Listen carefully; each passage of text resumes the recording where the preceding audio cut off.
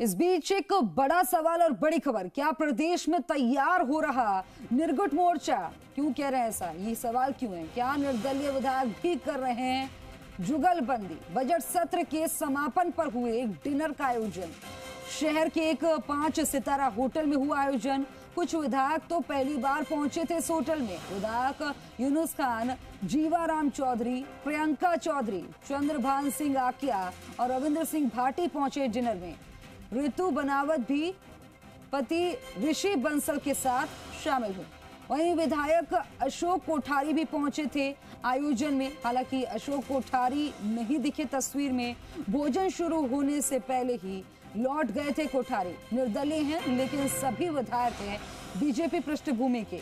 सीधे ये देखा जाए तो सवाल उठने लाजमी है और सभी का सीधे तौर पर पहले रहा है बीजेपी से नाता। अलबत्ता निर्गुट मोर्चे से इतर जन्मदिन का बताया जा रहा है आयोजन।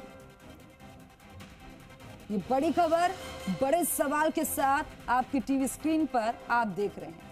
क्या प्रदेश में तैयार हो रहा है निर्गुट मोर्चा? क्या निर्दलीय विधायक भी कर रहे हैं जुगलबंदी? ये सवाल इसलिए क्योंकि बजट सत्र के समापन पर हुए एक डिनर का आयोजन जब हुआ, 5 सितारा होटल में ये डिनर का आयोजन हुआ, जिसमें कुछ विधायक तो पहली बार पहुंचे थे होटल में। विधायक यूनुस खान, जीवाराम चौधरी, प्रियंका चौधरी, चंद्रभान सिंह आकिया और रविंद्र सिंह भाटी पहुंचे डिनर में। ऋतु बनावत भी पति ऋषि बंसल के साथ शामिल हुई। विधायक अशोक कोठारी भी पहुंचे थे आयोजन में। इस खबर पर ज्यादा जानकारी के लिए ब्यूरो चीफ शशि मोहन शर्मा सीधे हमारे साथ जयपुर से लाइव जुड़ गए हैं। शशि, सबसे पहले तो सवाल यही बन रहा है कि प्रदेश में तैयार हो रहा है निर्गुट मोर्चा, क्योंकि आप ग्राउंड पर तस्वीरें देख रहे हैं, हर एक मूवमेंट पर नजर बनाए हुए हैं। क्या लग रहा है आपको?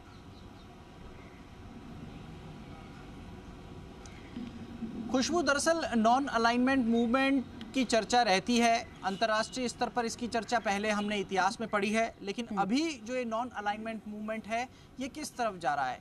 क्या बीजेपी और कांग्रेस दोनों से बराबर दूरी बनाते रखते हुए ये निर्दलीय विधायक एकजुट हो रहे हैं? और क्या निर्दलीय विधायकों की कोई आगे विशेष रणनीति बन रही है?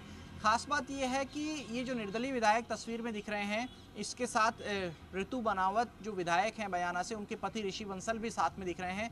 वो भी बीजेपी से बैकग्राउंड से रहे हैं, बीजेपी युवा मोर्चा के प्रदेश अध्यक्ष पहले रह चुके हैं ऋषि बंसल। सभी का जुड़ाव बीजेपी से रहा है। तो क्या बीजेपी से झुकाव और कांग्रेस से दूरी, ऐसी सोच है? पिछले दिनों एक 5 सितारा होटल में ये डिनर का आयोजन हुआ और इस डिनर की चर्चा इसलिए है क्योंकि बहुत सीमित तौर पर इस डिनर की जानकारी रखी गई। हालांकि न्योता सभी निर्दलीय विधायकों को दिया गया था, लेकिन कांग्रेस या बीजेपी से सीधे तौर पर जुड़े हुए किसी विधायक को इस डिनर में नहीं बुलाया गया। हमारे वरिष्ठ सहयोगी विष्णु शर्मा इस पर पूरी बातचीत के लिए मौजूद हैं। विष्णु, किस रूप में देखा जाए इस आयोजन को? क्या ये किसी के पक्ष में माहौल तैयार करने का प्रयास है? क्या निर्गुट रखने की कोशिश है या क्या बीजेपी की तरफ झुकाव दिखाता है ये माहौल? बिल्कुल, आपने भी देखा होगा कि जब यहाँ चुनाव जीत के आए थे, या सारे विधायक जो भी हैं ये निर्दलीय विधायक, ये कहीं ना कहीं बीजेपी के टिकट मांग रहे थे। कुछ इनमें पूर्व टिकट में भी जीते हुए हैं, जैसे चंद्रभान आकिया 2 बार बीजेपी के टिकट से जीते हैं। यूनुस खान मंत्री तक रह चुके हैं वसुंधरा के कार्यकाल में। तो ऐसे में बीजेपी सपोर्टेड है। जब बीजेपी की सरकार बनी तो उन्होंने अपना समर्थन भी यहाँ बीजेपी को दिया था, लेकिन क्योंकि सबको अपना अपना अस्तित्व बनाए रखना है, तो ऐसे में इसी अस्तित्व के लिए ये लोग एक साथ जुटे। विधानसभा में भी अमूमन देखने को आया कि इन्होंने सरकार की जहां ज़रूरत होती वहां सपोर्ट किया और जहां ज़रूरत नहीं थी वहां उन्होंने सरकार के अगेंस्ट सवाल भी लगाए, यानी सरकार के लिए परेशानियां पैदा करने की कोशिश भी कई बार हुई। तो ऐसे में क्योंकि सरकार के पास पूर्ण बहुमत है, लेकिन निर्दलीय विधायक हैं, वो अपना अस्तित्व बनाए रखना चाहते हैं, उन्हें काम भी करवाना होता है अपने क्षेत्रों में, तो सरकार का सपोर्ट भी चलेंगे, लेकिन वो अपना अलग से अस्तित्व बना के भी रखेंगे। अभी तो नहीं, लेकिन राज्यसभा चुनाव में तो जरूरत पड़ेगी निर्दलीयों की। अब बिल्कुल राज्यसभा चुनाव में जरूरत पड़ेगी, लेकिन फिलहाल बीजेपी के पास राज्यसभा चुनाव को अगर देखा जाए तो बहुमत है। बहुमत इट मीन्स एक सीट है। एक सीट में अगर वोटिंग होती है तो बीजेपी के पास आसानी से बीजेपी इसको सीट को निकाल लेगी। कांग्रेस की सीट थी, लेकिन अब वो बीजेपी की होगी।